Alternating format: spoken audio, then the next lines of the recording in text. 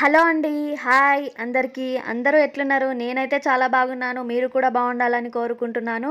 Welcome to Navi Sivan multi vlogs. ఈ రోజటి మన evening routine అయితే చూసేద్దామా? ఈ రోజటి వీడియో అయితే ఈవినింగ్ నుంచి నైట్ వరకు నేను నా ప్రెగ్నెన్సీతో ఈవినింగ్ టైం చేసుకునే పనులని చూపించబోతున్నాను. ఇప్పుడు టైం అయితే 4 అవుతుంది. ఈ బట్టలు అయితే నిన్న ఉతికినయి. ఇంక ఇప్పుడైతే తీసేసి మడత పెట్టాలి. ఇట్లా ప్రెగ్నెంట్గా ఉన్నప్పుడు ఇంకొకరి హెల్ప్ అయితే చాలా అవసరం ఉంటుంది. నార్మల్గా స్టార్టింగ్ 3 మంత్స్లో అయితేనేమో వామిటింగ్స్, కళ్ళు తిరగడము, తినకపోవడము ఇవన్నీ ఉంటాయి. తర్వాత 3 మంత్స్ ఏమో కొంచెం తినడం స్టార్ట్ చేస్తాము. అప్పుడప్పుడే బేబీ మూమెంట్స్ తెలుస్తుంటాయి, వామిటింగ్స్ తగ్గుతాయి, కొంచెం తినడం స్టార్ట్ చేస్తాము. ఇంకా లాస్ట్ 3 మంత్స్కి వస్తే లేవలేము, కూర్చోలేము, ఆ పెయిన్ ఈ pain, back pain, leg pain అనుకుంటా ఇంకా ఇవే పెయిన్స్ ఉంటాయి లాస్ట్ 3 మంత్స్లో అయితే. ఒకవేళ ప్రెగ్నెన్సీ ఫస్ట్ టైం అయ్యిందనుకో, ఆ ఎక్స్పీరియన్స్ అనేది కొత్తగా ఉంటుంది. కొత్తగా అన్నీ ఫేస్ చేస్తుంటాం మనము.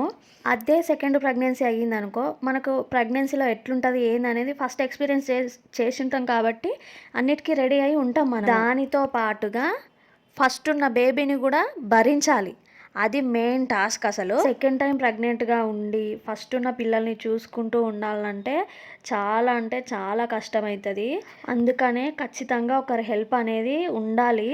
ఎవరు లేనప్పుడు ఏం చేస్తాం, మనమే భరించుకోవాలి అంతే, ఇంకా తప్పదు. కావాల్సిన టైంకి పనులు కావు, పడుకునే టైంకి పడుకోలేము, లేవాల్సిన టైంకి లేవలేము. మెయిన్గా ఈ టైంలో రకరకాల ఫుడ్ తినాలనిపిస్తుంది. ఆ ఫుడ్ని చేసి పెట్టే వాళ్ళు ఉండడం కూడా ఒక అదృష్టమే.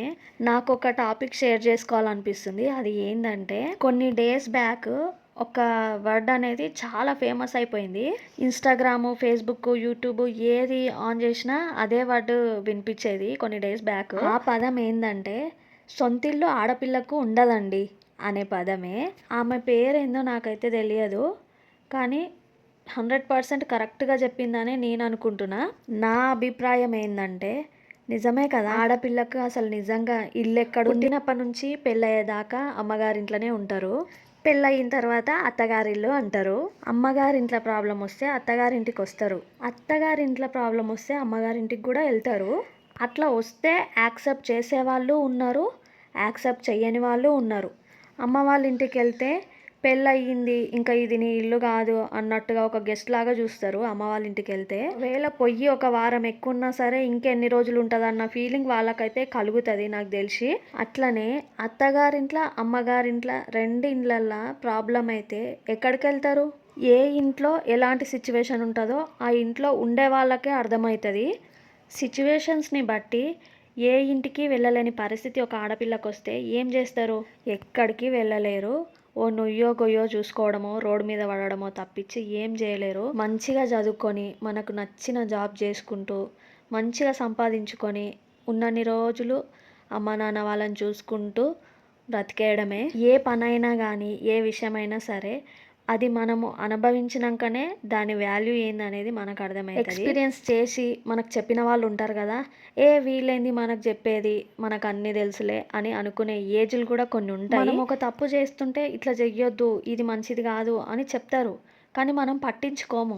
కొందరికి అనుభవించినాకనే అర్థమవుతుంది. కానీ అందులో కూడా మంచి ఉంటుంది, చెడు ఉంటుంది. మనం ఒక పని చేసినప్పుడు దాని నుంచి మంచి ఎంత ఉంటుందో చెడు కూడా అంతే ఉంటుంది. అది ఏ విషయమైనా సరే లైఫ్లో. కానీ ఆడపిల్లకు మాత్రం అమ్మగారిల్లు అత్తగారిల్లు అని అనడమే తప్పించి లైఫ్లో నా ఇల్లు అనే సిచ్యువేషన్ లేదు, రాదు కూడా ఏమో.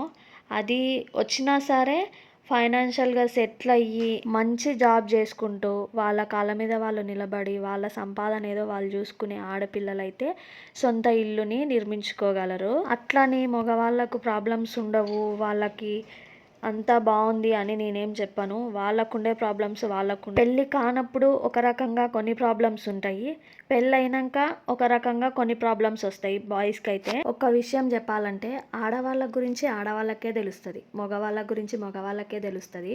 ఇంకొక విషయం ఆడవాళ్ళ గురించి చెప్పాలంటే, వీళ్ళు అంటుంటారు కదా, ఏం చేస్తావు పొద్దుట స్నానం ఇంట్లోనే ఖాళీగానే కదా ఉండేది అని.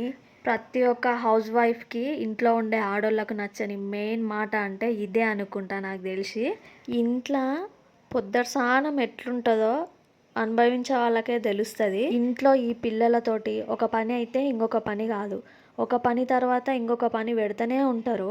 ఎప్పుడెప్పుడు ఇంట్లో పనంతా కంప్లీట్ చేసుకొని ప్రశాంతంగా కూర్చుందాం అనుకుంటాం, కానీ ఆ అనుకున్న రోజే ఖచ్చితంగా ఇంకా ఇంకా ఇంకా లేట్ అయితేనే ఉంటుంది.